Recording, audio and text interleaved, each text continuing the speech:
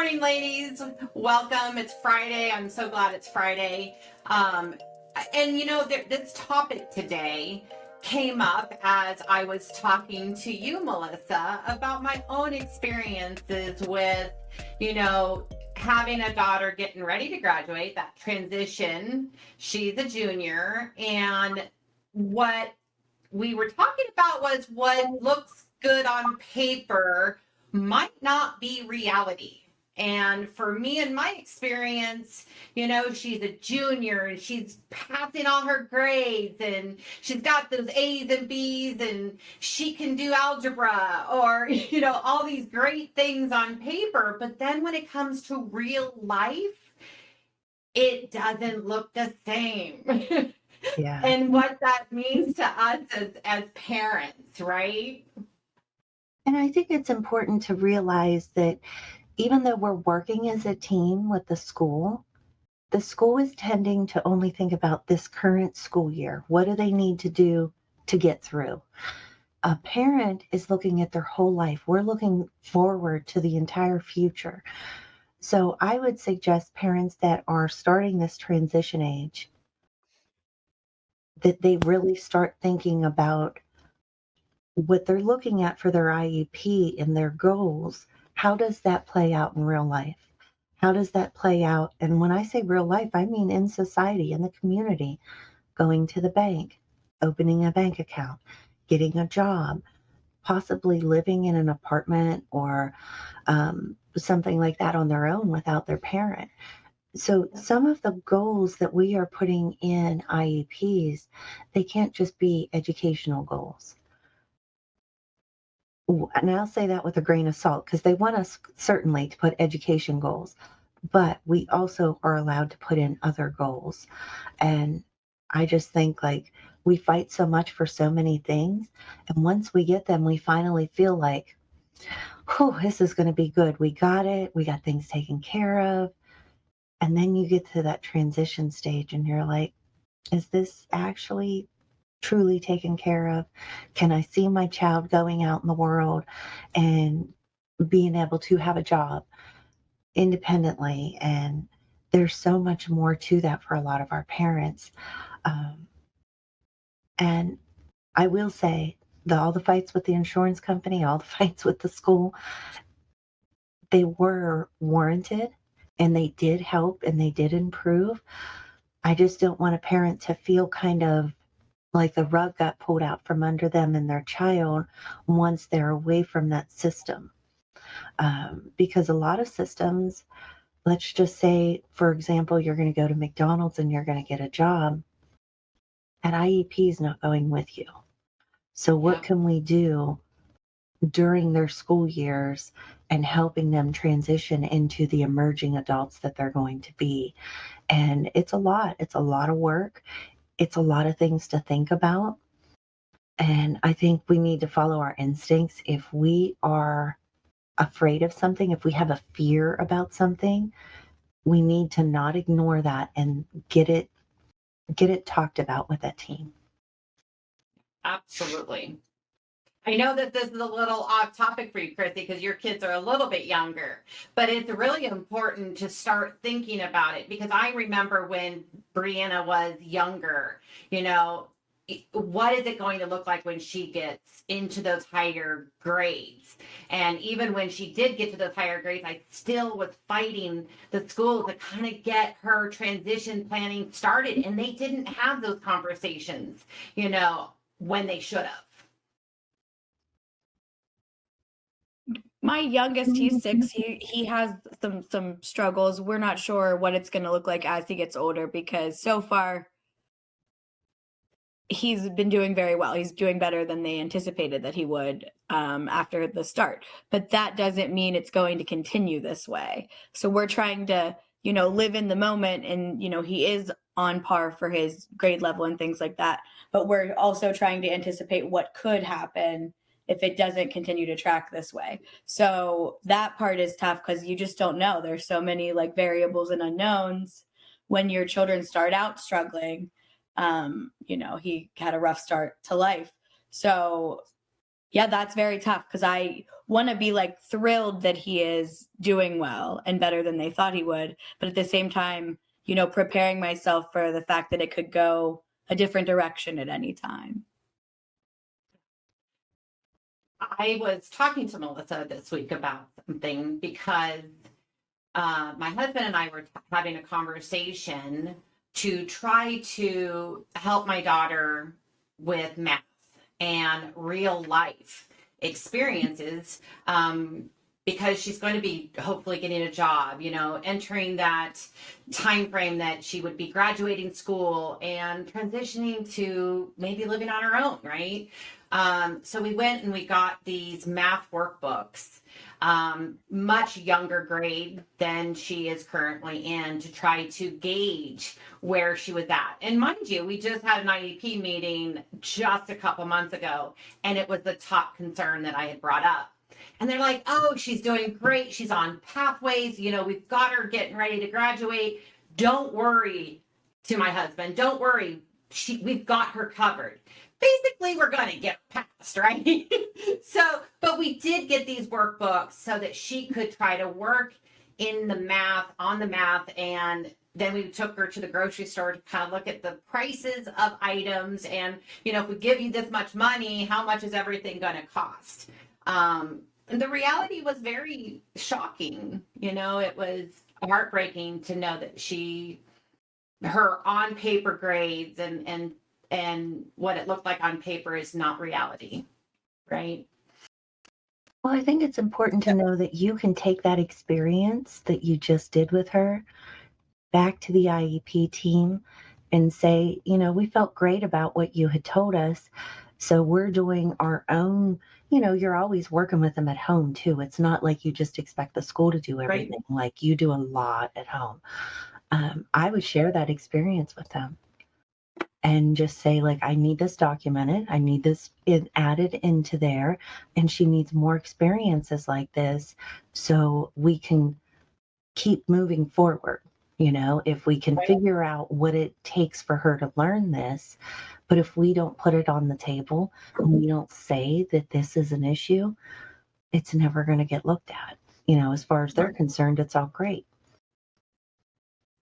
That's so true. And I wanted to chime in a little bit about what Chrissy said. So, yes, when you have young ones at home and they're kind of just everything's okay. It seems like you might have little bumps in the road. You know, life happens. You have 2 and 3 kids and, you know, things are kind of going okay. And then before you know it, they're transitioning to middle school and then they're in high school. Like time does literally in the blink of an eye. Right. Okay. And yeah, as Tracy knows, like we've got children the same age, juniors. And so you just have to kind of be mindful and just I would say prepare, like for the transition from high school to maybe that next level, like even 2 years before. You don't have to have intense like conversations with your child, depending on their level of maturity or whatever, but you've got to start dropping that little seed. Like, you know, what do you think? What do they want? What are their expectations? You know, because you're making these decisions about them, but it's their life too, right? So, you know, there's a lot of just be proactive. And the other thing about the insurance piece, because I've done a lot of very involved with insurance, and it's hard. It's a battle.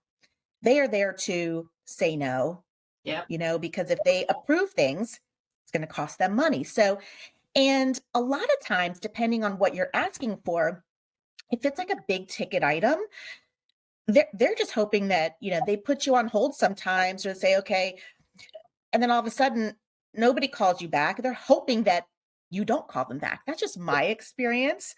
So you have to be diligent, and sometimes you have to appeal, and you can appeal. It's your right to appeal, and you can appeal and appeal, right?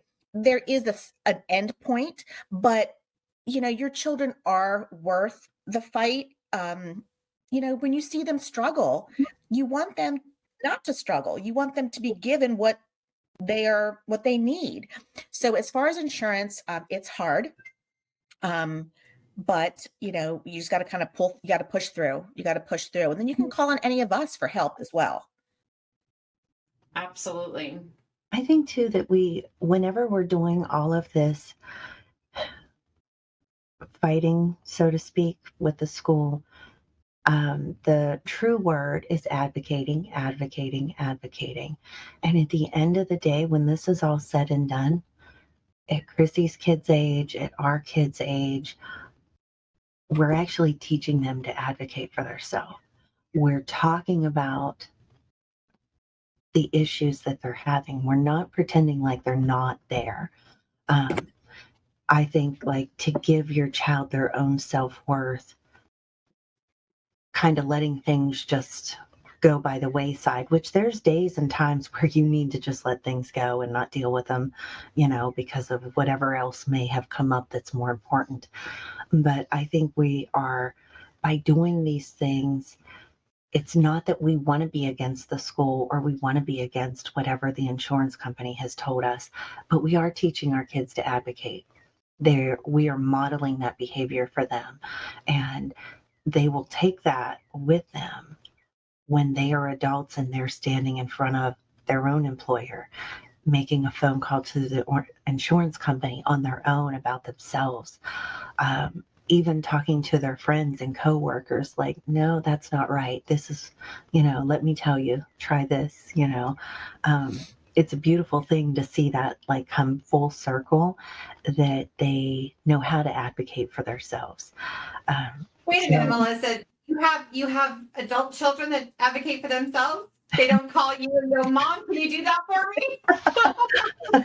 No, you know what? Now the younger two still will, but the older ones, I mean, this last year of just watching them have to struggle with a few things and they had to advocate for themselves, they're telling me about it after, and not That's even awesome. realizing that what they were doing was advocating. Yeah. And it was done like in work settings, in hospital settings, in the middle like of an emergency. And it just like brings to light that everything you've done all this time has showed them that it's okay to say no to something because you don't agree with it and you do not feel that it is the best thing for your health, for your job, for whatever it may be. And that there's a very kind way to do it. You don't have to jump up on the table and scream and yell. When you know what your rights are, you're able to share that and state, this is why I'm saying no, and I know that I'm allowed to. This is why I'm asking for this, and I know I'm allowed to. And they can't see themselves through my eyes, you know what I mean? But to watch them grow up from such, babies to where you kind of had them under your wings and, protecting them, and they go out in the world and whatever happens kind of happens. You can't, you know, they would prefer I didn't go speak to their employers and their doctor, that wouldn't fly too much. But it is a beautiful thing that in the end to see that all that hard work and all that, the tears, the sweat, the everything that went into it, the worry, the sleepless nights, it is worth it, because you're just trying I kind of say parenting is done in like a 3-month increment. You're just trying to deal with right now. You're just that little spot in their life, 3 months at a time, like you're trying to deal with it. And you have other children and millions of other things going up and outside things, plus your own jobs. And I know at times we sit back and we're like, is it worth it? Am I doing what's right for them? And it's like the schools, they're like, oh, here she comes again. She didn't even call this time. She's just here. They know you're upset about something, but I think it is worth it. It really is. And nothing ever goes the way we think it will, No.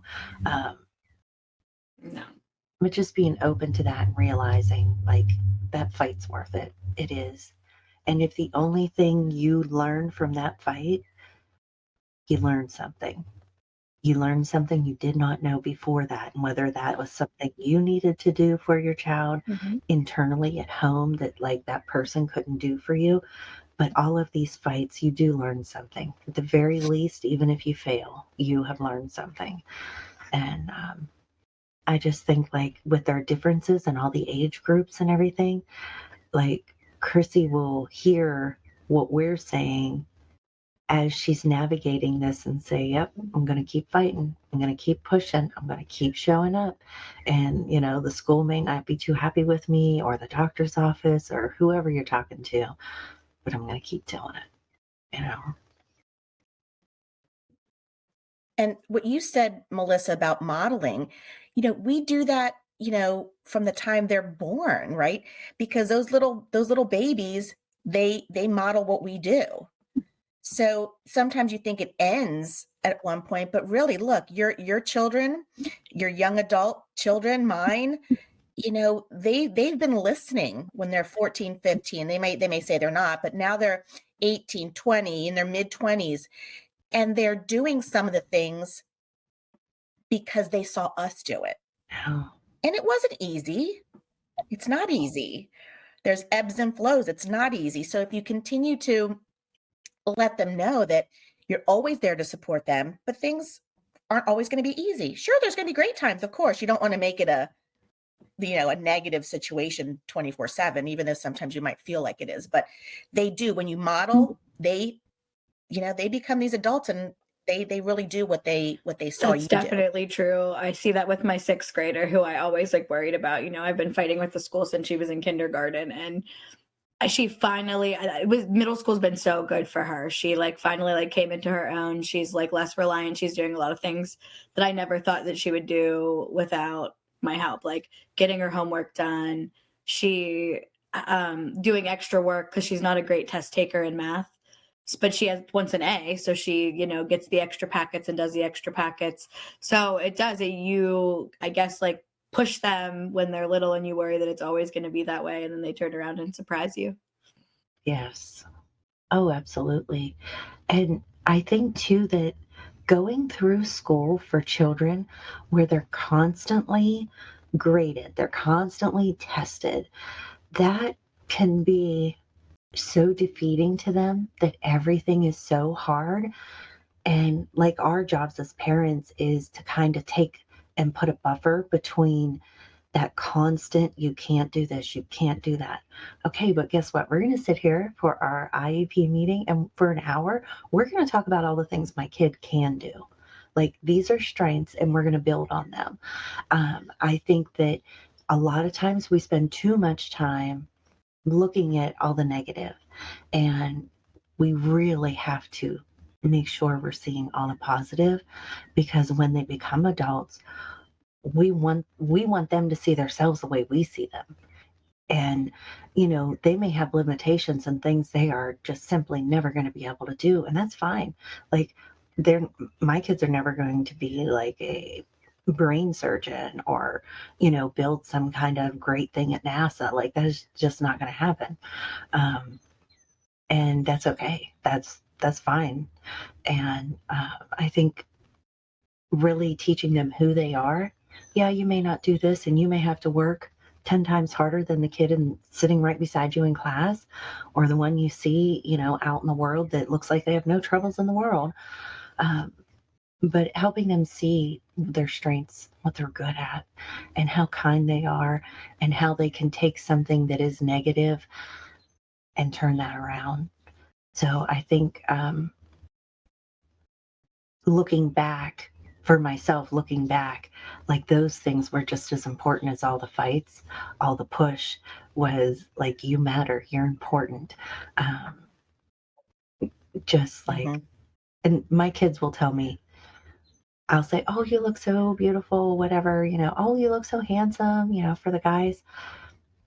You have to say that because you're my mother. So they will say, give me the Melissa answer. Don't give me the mother answer. Well, of course, the Melissa answer is still the same because I absolutely adore them and love everything about them, you know. I don't know. I just think all that stuff's worth it. And in the end, you get very, very good, happy people, And I think as parents, we just want our kids to be happy, be safe. Um, and it never turns out the way you thought it would, you know? It just never does. I love the idea of, having the IEP meeting start off with being strengths, because, how many times are we told, like, especially with ADHD, they hear the negative so much more than they hear the positive of what they're doing, right? So starting out an IEP with even asking the teachers, how about you send me some good reports? Praising your student for the things that you see that they're doing, rather than, oh, they've done this again this week. And how many times do we hear that from our teachers at our schools? Like, it's always the negative.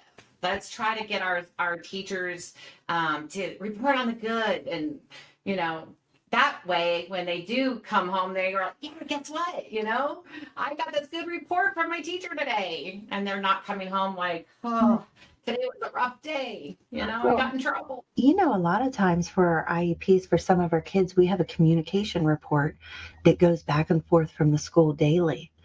You can add it to the IEP that this report is not just what they've done wrong. Look for the good. Look for the things they're doing, that somebody needed a pencil and they shared a pencil with them. That matters. Look at those things too, and let them come through that door. I did this today, because there's a lot of down where they just feel defeated. And it's about their self-esteem. Who wants to come home, every week or two, okay, here's my communication log, Mom, or when the nurse sends it and it's 15 things and now this time it's 10. Okay, that's a win. No, you want to hear. So yes, it's important to get that information in an IEP. What I think is interesting is I had a call with a parent, I think it was this week. She was actually told by an administrator, well, you just had an IEP in January. Do you really need another one? And, if you, and sometimes parents, they back up. They're like, oh, okay, I guess not, because their educator, their teacher, the administrator, sometimes they feel like they're like the doctor. If the doctor tells you that, okay, then it must be true. And if you find your child struggling with something, and you're going through your goals in your IEP, and sometimes it can be very educational lingo in there. It's hard, but you can always ask for more help and get that communication log in there. And yes, you can ask for an IEP whenever you want. I mean, yeah, it's not, the school shouldn't be saying, well, you just had one in January. Do you really need one? Yeah, that's not appropriate. I remember, early on in this journey, of having an IEP for my child, I really was in the back seat, letting the school kind of guide that IEP. And I trusted them and said, oh, they know what they're doing. And I know that they have the best interest of my daughter at heart, and they won't fail her. Right. So it took me 2.5 years maybe to kind of go, well, wait a minute. My gut feeling has been all along in this 2 years that she's not making progress, and that, we need to add or change something, and kind of challenge the school to maybe, make more accommodations or do more testing to see where she was. But I didn't know, at that time. But I do, like Melissa said, trust your gut when it comes to those things. Ask for more. I was even talking to a father yesterday, and he's like, I don't know if I can do that. I don't know if I should be doing that. And I'm like, this is what your son's rights are, and as a dad, you can request, some accommodations for his ADHD in his IEP. And so that was a good conversation with that father, because he wasn't aware of what he could ask for, to be put in there.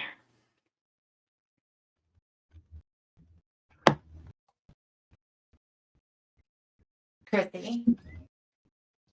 I don't have anything else to say, really, because I know. I only have two that academically struggle, and they're both right now doing okay. And I am a worrier by nature, Tracy, you know that. So I, do worry about them, as they get older. But so far, my oldest daughter is really surprising us and the school with how well she's doing. So let's just fingers crossed it stays that way. I do have a question, and this might be off the topic of the schools, but have you or any of your friends had the struggle of getting things approved from your insurance company? Or getting, I think one thing that I know that I've been hearing and experiencing is just the process of getting, I think it was a couple weeks ago, we were actually told that Medicaid no longer was contracted with one of our popular big pharmacies, and we were never told about it, and we had to actually get another pharmacy to take over her prescriptions because it was no longer contracted.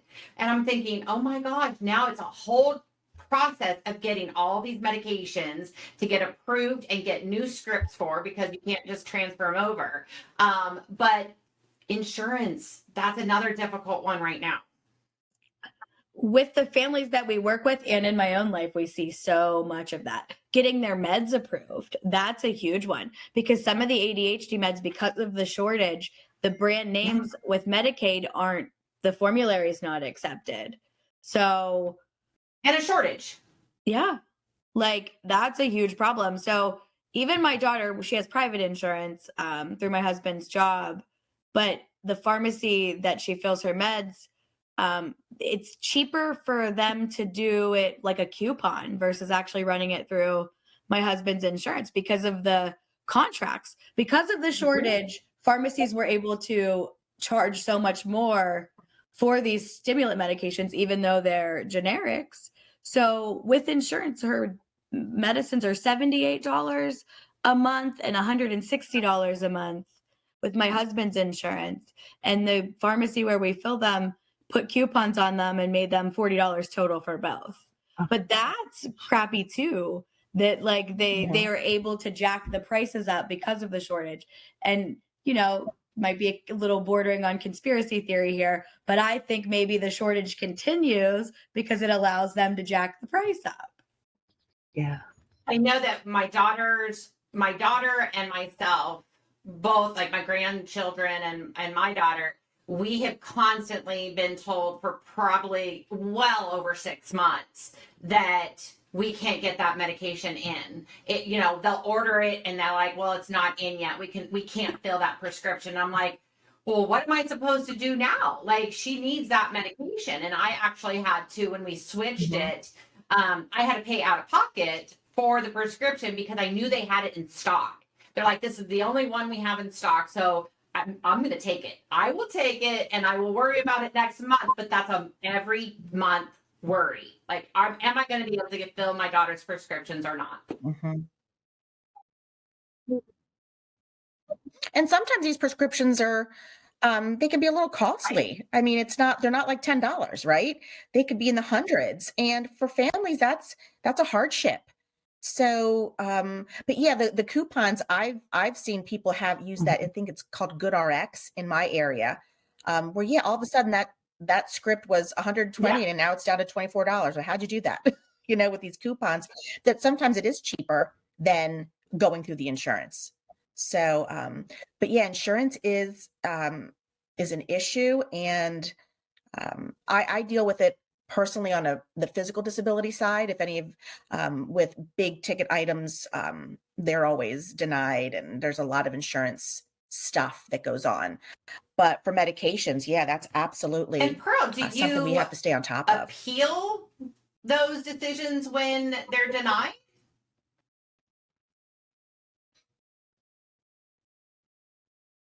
Yeah, because they're big ticket items in the physical, because my son has a physical disability, and his items are big tickets. Like we're talking in the 50,000 plus. So, so we do appeal, and sometimes we do like a one-on-one appeal right away, so we don't waste time. And you have to have a lot of documentation and have people in the know like the doctors that specialize in his disability will write letters and even be on the call. And 9 times out of 10, it gets approved. Again, the insurance company wants you to just wait and keep going and keep going. Right. And hopefully Right. that parent won't call back. Right. So- Right. So, but we will call back. Piggybacking off of that, because I have it's what our a child family that I'm needs. working with, and the child has a physical disability. And Children's Hospital, the cerebral palsy clinic, recently told this family that it's going to be easier to apply for a nonprofit charity to get him a new wheelchair versus fighting the insurance company. They said, fill out this form, go through this nonprofit charity. They'll get him the wheelchair faster than fighting the insurance for it will. And that is such a shame. It's a shame. It's a shame. But that happens in our world of muscular dystrophy. Yeah, it happens. But I sometimes think, again, you have to be proactive if you can. But the money we're taking Right. from that nonprofit that somebody else can use that really needs it, when your insurance, your child has this insurance, your child needs it. It's not like I want my kid in the $70,000 wheelchair because he can't walk.